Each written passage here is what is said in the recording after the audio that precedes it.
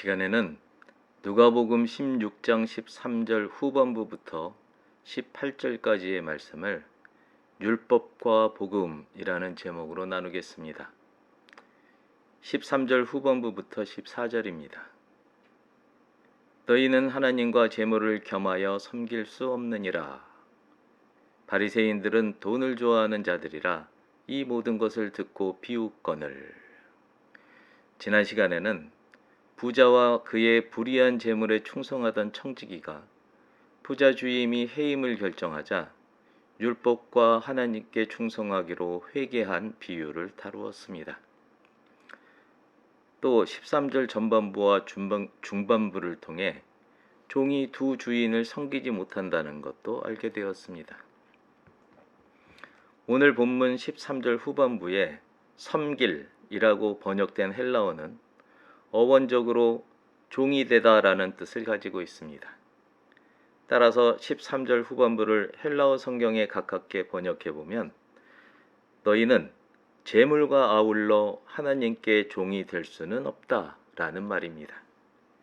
그런데 우리말로 번역된 성경을 보면 13절 후반부 내용이 조금 말이 안 되는 것으로 보입니다. 하나님이 주인이 되시는 건 당연하지만 사람이 재물의 주인이 된다면 몰라도 재물이 사람의 주인이 된다는 말은 성립되지 않기 때문입니다. 아마도 사람이 재물에 너무 강하게 사로잡혀 있다는 표현이 아닐지 생각합니다. 재물이 주인이 된다는 그 자체로도 말이 안 되지만 사람을 절대적으로 사랑하심으로 우상을 질투하는 하나님이 이 일을 절대로 용납하시지 않습니다. 본문 번역대로 섬기다라는 말로 접근하더라도 섬김은 살아 역사하는 존재에 대한 행위를 말합니다. 생명이 없는 재물에 대해서는 섬김 자체가 애초에 성립되지 않습니다. 재물은 헬라어로 맘모나스이고 흔히 맘몬이라고 하는데 물질 만능주의, 황금 만능주의 등으로 대변되는 돈이 곧 능력이라는 사고방식이나 태도를 말합니다. 다시 말해 돈의 힘을 빌려 하나님의 위치에 있으려는 욕심으로 그 정체는 우상입니다. 맘몬에 대해서는 그 어원이 불분명하지만 두 가지 설이 있습니다. 아람어의 마모나라는 단어에서 왔다는 설인데 사람이 신뢰하는 것이라는 뜻입니다.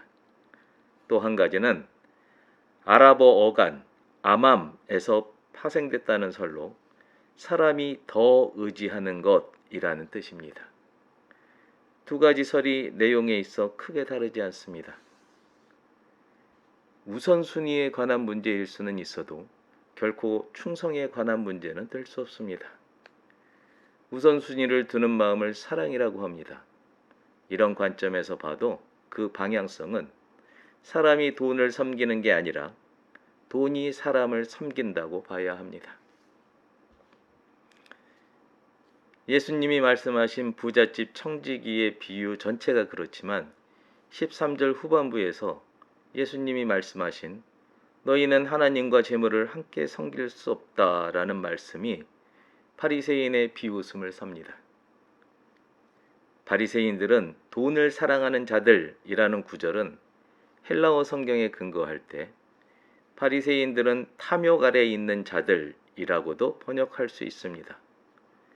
두 번역을 종합하면 바리새인들은 탐욕 아래 있어 돈을 사랑하는 자들이라고 할 수 있습니다. 바리새인들이 돈을 사랑하는 것을 기정사실화하고 있는 겁니다. 그런데 바리새인이 누구입니까? 자칭 죄인들과는 분리되었다고 자처하는 그런 자들이 아닙니까? 그러니 이들은 정통 유대인임을 자처하는 율법주의자들로서 하나님을 섬기며 재물을 사랑하는 게 가능하다고 자부하는 족속입니다. 14절에서 비웃다라는 말은 헬라어로 에크마테리조라는 동사인데 멸시 또는 조롱 또는 비웃음의 수준보다 그 수위가 더 높은 행위를 말합니다. 어쩌면 정도가 심한이라는 뜻에 접두어 개를 붙여서 개무시, 그러니까 완전히 무시한다는 표현이 더 어울릴 것 같습니다. 이 비웃음의 내용은 이런 겁니다.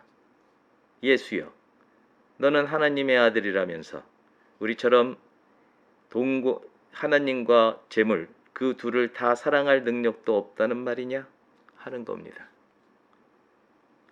어느 순간에도 하나님보다 높아지려고 하거나 하나님을 대신하는 위치에 있으려고 의도하지 않는 여러분과 제가 되기를 주님의 이름으로 당부합니다.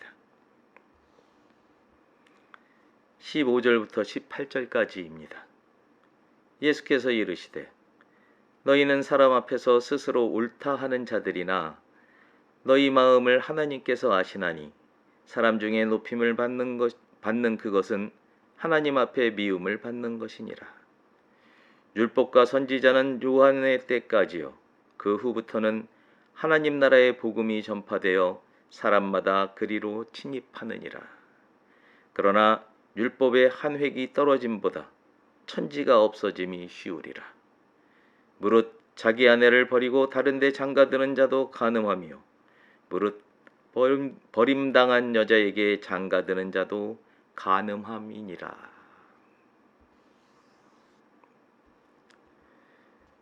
바리새인들이 개무시하는 행위를 보신 예수님이 그들에게 말씀합니다.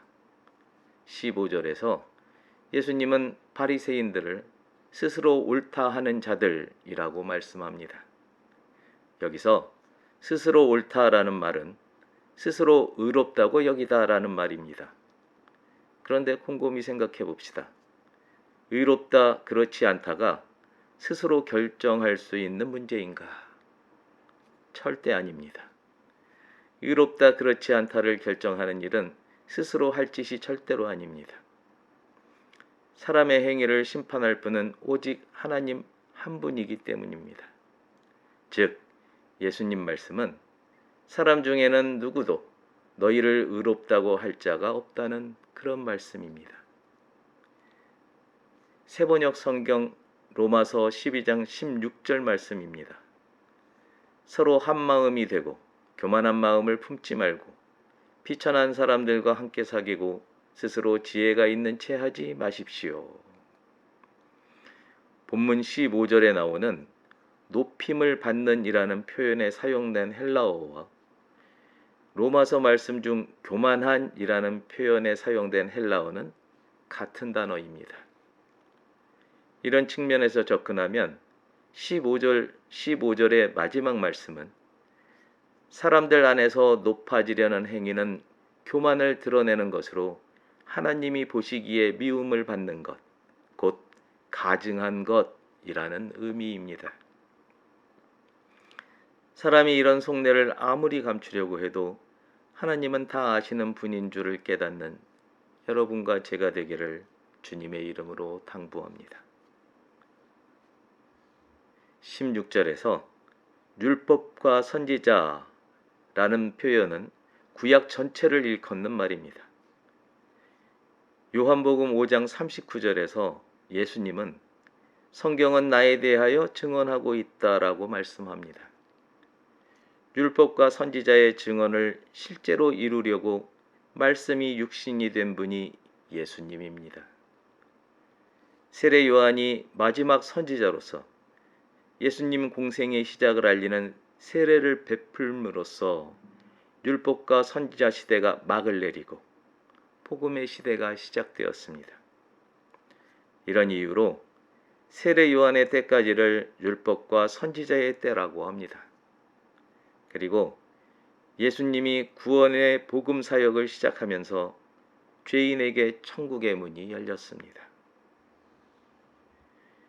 율법을 잘 지키기로 구별된 자라고 자부하는 바리새인들에게 각성을 주고자 예수님이 율법과 복음에 대한 가르침을 주십니다. 요한일서 1장 10절 말씀입니다. 만일 우리가 범죄하지 아니하였다 하면 하나님을 거짓말하는 이로 만드는 것이니 또한 그의 말씀이 우리 속에 있지 아니하니라. 율법에 대하여 무죄한 사람은 예수님 외에는 아무도 없습니다. 만약에 그렇지 않다면 예수님이 이 땅에 와야 할 이유도, 예수님이 희생제물로 십자가에서 대속해야 할 이유도 없을 겁니다. 예수님이 오신 후에는 복음이요 천국 그 자체인 예수님 안으로 염치불고하고 쳐들어가야 합니다. 율법 아래에서는 제물의 이마에 안수함으로써 죄를 전가했지만 복음이 온 후에는 예수님 안에 온전히 들어가 예수님께 자기의 죄를 의뢰해야 한다는 말입니다. 그러면 이제 율법은 무효입니까? 아닙니다. 예수님이 율법의 완성이십니다. 천지는 없어져도 율법은 없어지지 않으며 예수님이 살아있는 한 율법은 그 1.1회까지 다 이루어집니다. 우리가 모두 하나님 나라에 있게 된다면 천지는 그 존재가 의미 없습니다. 그러나 하나님이 사람을 흙으로 만드셨으므로 천지 또한 없어지지는 않을 겁니다. 18절은 좀 더 주의를 집중해서 살펴봐야 합니다. 10계명 중 7번째에 간음하지 말라는 계명이 있습니다.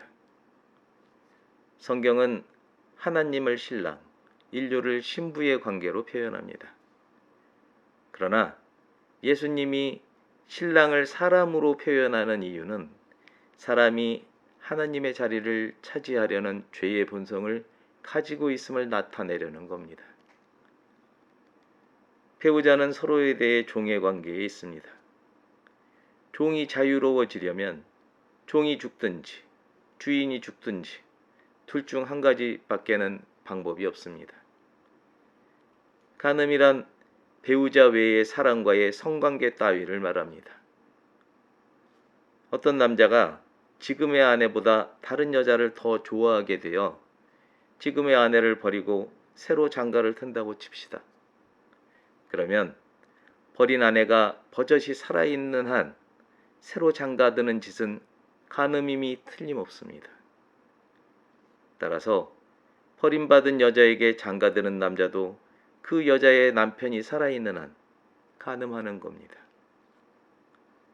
이는 하나님이 신부인 인류를 버리고 원숭이를 신부로 맞이하는 것과 같습니다. 이런 일이 상상이라도 할 수 있는 일입니까? 하나님께 이런 일은 절대로 없습니다.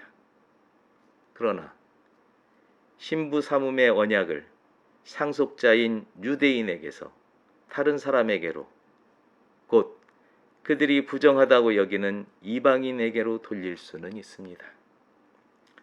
이것이 이 말씀이 계시하는 바입니다.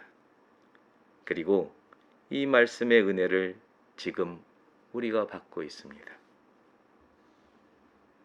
존귀한 하나님의 친구 여러분, 예수님은 복음과 천국 그 자체로서 율법과 선지자의 완성입니다. 예수님 안으로 온전히 귀의해서 죄로부터 자유로워지는 여러분과 제가 되기를 예수 그리스도의 이름으로 축복합니다. 기도하겠습니다.